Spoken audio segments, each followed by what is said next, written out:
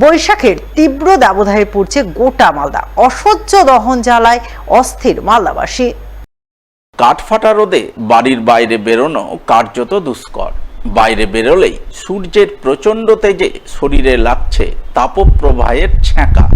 এক কথায় বৈশাখের দহন জ্বালায় রীতিমতো নাভিশ্বাস দশা আম আদমির। চাঁদিফাটা রোদে কাহিল 8 থেকে 80 সকলেই। এই পরিস্থিতিতে সুস্থ থাকতে প্রতিদিনের জীবনযাত্রায় বেশ কিছু স্বাস্থ্য সচেতনতা নিয়মাবলী মেনে চলার পরামর্শ দিচ্ছেন চিকিৎসকরা। কি সেই পরামর্শ তা শুনুন মালদার বিশিষ্ট চিকিৎসক ডি সরকারের মুখ থেকে। এখন তো গরমে সবাই খুব হাঁসফাঁস করছে, সবাই যদি কিছু নিয়মকানুন না মানলে কিন্তু গরমে কিন্তু অসুস্থ হওয়ার কিন্তু যথেষ্ট কারণ হয়ে যায় আমাদের এখানে। কাটা ফলটা মানে দারুণভাবে অ্যাভয়েড করবেন, যেন কখনোই খুব বিশেষ প্রয়োজন না হলে প্রয়োজন আস্ত ফল কিনে খান, অনেক কাজে লাগবে। এটা খাবার ঘরের খাওয়া মধ্যে আপনারা চেষ্টা করবেন, খাওয়ার মধ্যে যেন প্রচুর জলীয় ভাব থাকে। হ্যাঁ, জলটা তো খাবেনই। ঘরে দই পেতে বা দই কিনে এনে খান, ঘরে লস্যি বানিয়ে খান, বা লস্যি বানিয়ে ঘরের সঙ্গে নিয়ে যান, সেগুলো খান। জলটা খুব বেশি খাবেন। খুব বেশি মশলা দেওয়া, খুব ওভার ইটিং করা বা খুব ঝাল মশলা খাওয়া একটু অ্যাভয়েড করবেন, কারণ এই সময় হজম শক্তিটা কমে যায়। রোদে বেরোনোর সময় যারা বাইরে কাজ করে, যতটুকু সম্ভব রোদ থেকে নিজেকে বাঁচাতে পারলে ভালো হয়। মাথায় একটু ক্যাপ ধরুন, সামনে শেড ধর, টুপি ব্যবহার করুন, ছাতা ব্যবহার করলে পারতে খুবই ভালো।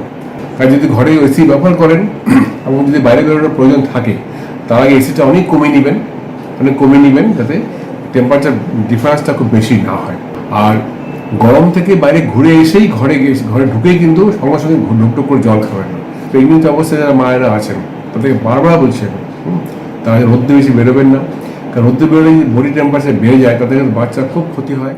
গ্রীষ্মকালীন ও প্রাক নির্বাচনকালীন রক্ত সংকট দূরীকরণে বিশেষ উদ্যোগ গ্রহণ করলেন মালদা মেডিকেল কলেজ হাসপাতালের চিকিৎসক ও স্বাস্থ্যকর্মীরা।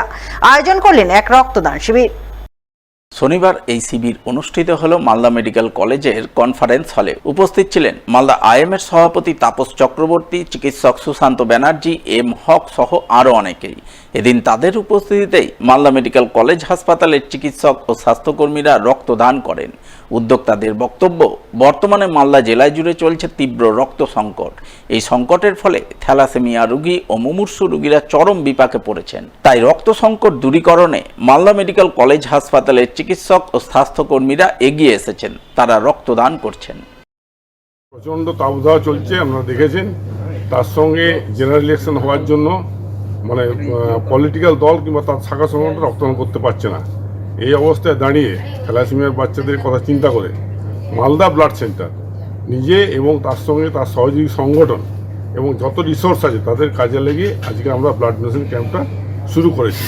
আমাদের টার্গেট আছে 100 মতো ব্লাড ডোনেট করবো, এটা 5টা অবধি চলবে। বর্তমান পরিস্থিতিতে মালদা ব্লাড ব্যাংকে একটা রক্তের একটা চরম সংকট চলছে। এই সংকটকে সামনে রেখে এবং প্রসূতি মা, অন্যান্য মুমূর্ষু রোগী, বিশেষ করে থ্যালাসেমিয়া রোগী যাদের নিয়মিত রক্ত দিতে হয়, তাদের কথা মাথায় রেখে আজকে আমাদের মালদা মেডিকেল কলেজের চিকিৎসক ও স্বাস্থ্যকর্মী বন্ধুরা এগিয়ে এসেছেন এবং এই রক্তদান শিবিরের আয়োজন করেছেন। এই মানবিক এবং অনন্য উদ্যোগকে আমি অত্যন্ত সাধুবাদ জানাই।